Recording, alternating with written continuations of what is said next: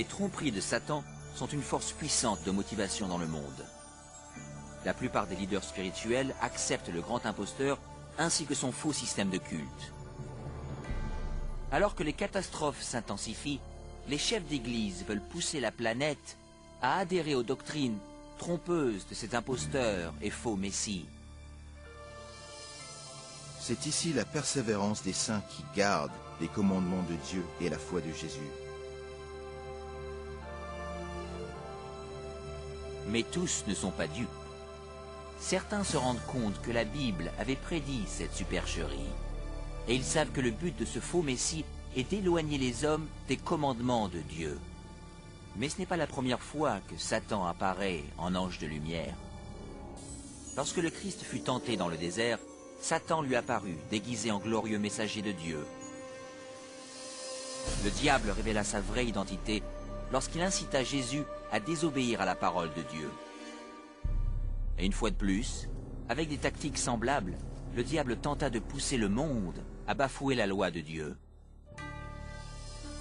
Nul ne peut servir deux maîtres, car ou il haïra l'un et aimera l'autre, ou il s'attachera à l'un et méprisera l'autre.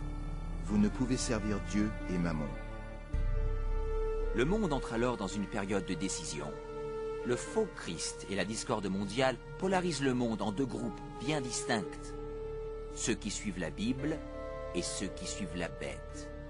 L'inquiétude remplit le cœur des hommes et la religion est le thème principal dans l'esprit de tous. Dans les interviews à la télé et à la radio, ainsi que dans les débats, les vrais disciples de Dieu sont portés devant les leaders mondiaux où ils fournissent les raisons bibliques de leur opposition au faux système de culte imposé aux masses. Les commandements de Dieu et ce qui constitue le vrai culte sont au centre de toutes les discussions. Motivés par le Saint-Esprit et par les arguments bibliques des serviteurs de Dieu, des milliers de gens à travers le monde quittent leurs églises sans vie et prennent position aux côtés des vrais disciples de Jésus. La question, doit-on obéir à Dieu ou à l'homme? Obéir aux coutumes ou aux Écritures?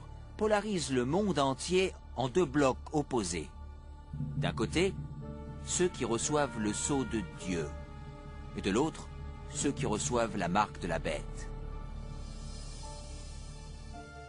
Que celui qui est injuste soit encore injuste, que celui qui est souillé se souille encore, et que le juste pratique encore la justice, et que celui qui est saint se sanctifie encore. Ce texte annonce clairement le prochain événement lorsque chaque homme, femme et enfant prendra ses décisions d'être pour ou contre le Christ. Et les fidèles, ceux qui respectent la parole de Dieu, seront de son côté, malgré une opposition intense. Et d'un autre, ceux qui acceptent les traditions religieuses imposées par l'homme. Comme la porte de l'arche de Noé fut scellée avant le déluge, celle de la miséricorde est ainsi fermée au monde, et la grâce de Dieu n'est plus accessible. La deuxième venue du Christ est imminente. Mais tout d'abord, le monde doit subir la série de plaies la plus dévastatrice jamais endurée par l'humanité. Et j'entendis une voix forte qui venait du temple, et qui disait aux 7 anges, « Allez, et versez sur la terre les 7 coupes de la colère de Dieu. » Le premier alla, et il versa sa coupe sur la terre. Et un ulcère malin et douloureux frappa les hommes qui avaient la marque de la bête et qui adoraient son image. Tout espoir d'amélioration est détruit lorsque les 7 dernières plaies de l'Apocalypse s'abattent finalement sur notre planète. C'est le fléau le plus abominable jamais vu par l'homme, et c'est aussi le dernier. La première plaie est extrêmement douloureuse et effroyable et cause une atroce souffrance pour les égarés. 6 autres suivent rapidement. L'eau des mers et des rivières se change en sang. Le soleil reçoit le pouvoir de brûler les hommes. Plaie après plaie se suivent. La terreur règne sur les peuples de la terre, frappés de panique. Pendant ce temps, une partie des rescapés trouve refuge à l'écart, où ils sont protégés et soutenus par les anges de Dieu. D'autres sont jetés dans des prisons. Alors qu'ils semblent oubliés par l'homme, ils ne sont pas oubliés par Dieu. Les fidèles sont protégés des plaies comme les enfants d'Israël furent préservés du fléau qui s'abattit sur l'Égypte. Les fidèles traversent alors une terrible période de quête spirituelle. Leur seule pensée devient « Sommes-nous dans les pas de Dieu ?» Ils trouvent la tranquillité en faisant confiance aux promesses de Dieu. Et le dragon fut irrité contre la femme, et il s'en alla faire la guerre au reste de sa postérité, à ceux qui gardent les commandements de Dieu et qui ont le témoignage de Jésus. Convaincus par le faux Christ, les misérables égarés pensent que leur seul espoir de se débarrasser de ce fléau est d'éliminer leurs opposants. On décide donc de rechercher et d'exterminer en une journée le peuple de Dieu. Sur le champ de bataille spirituel, ceux qui suivent les traditions de l'homme et adorent la bête affrontent ceux qui aiment Jésus et obéissent à ses commandements. Ceci est la dernière bataille d'Armageddon. La malfaisance du monde a atteint les limites de la patience de Dieu, et il est temps pour lui de secourir ses fidèles enfants.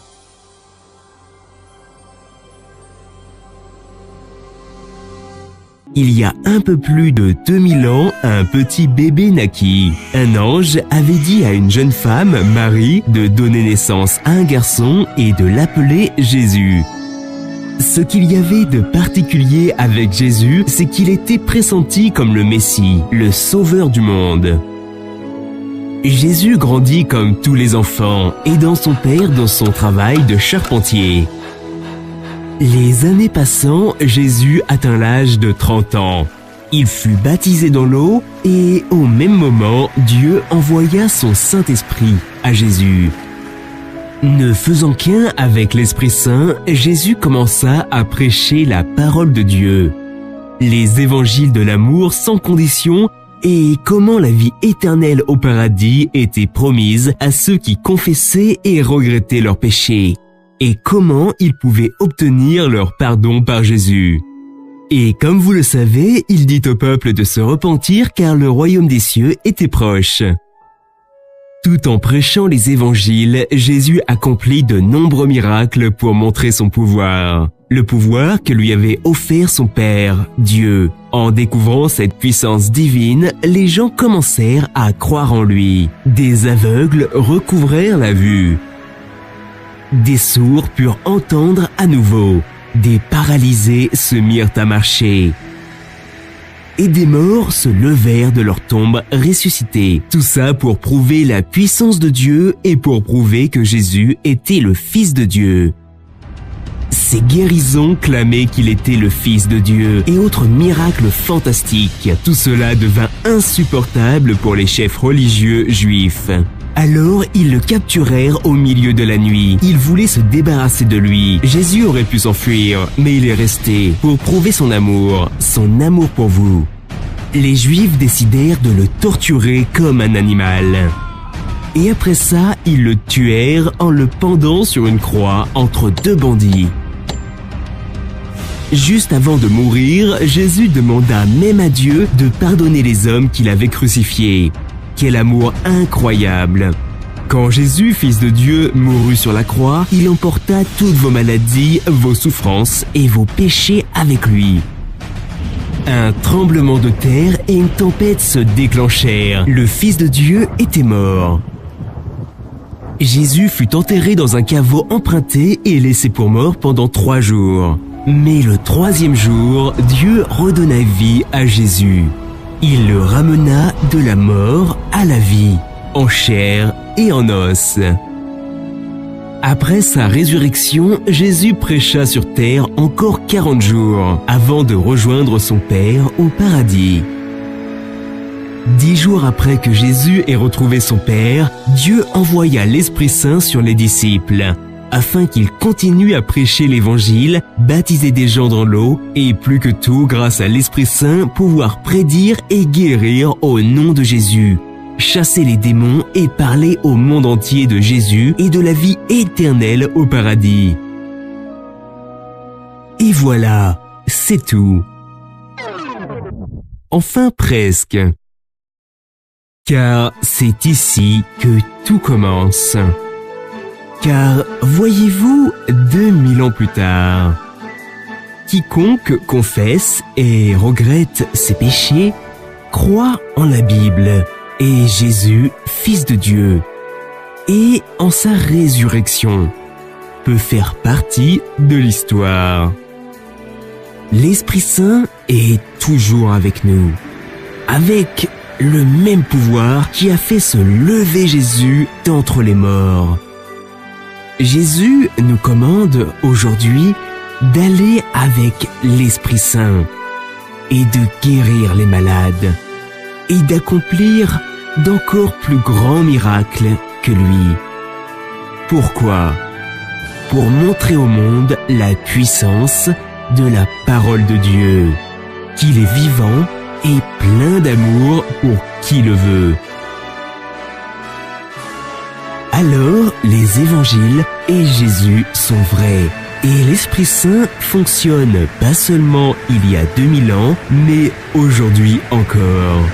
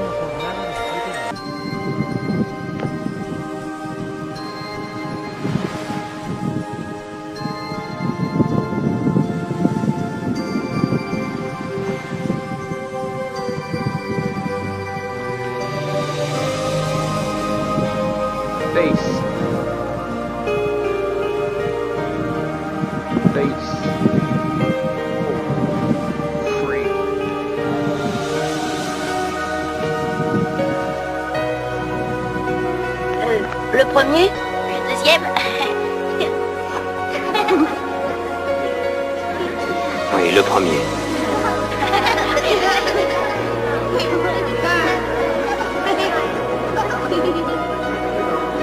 Et que signifie cette parabole?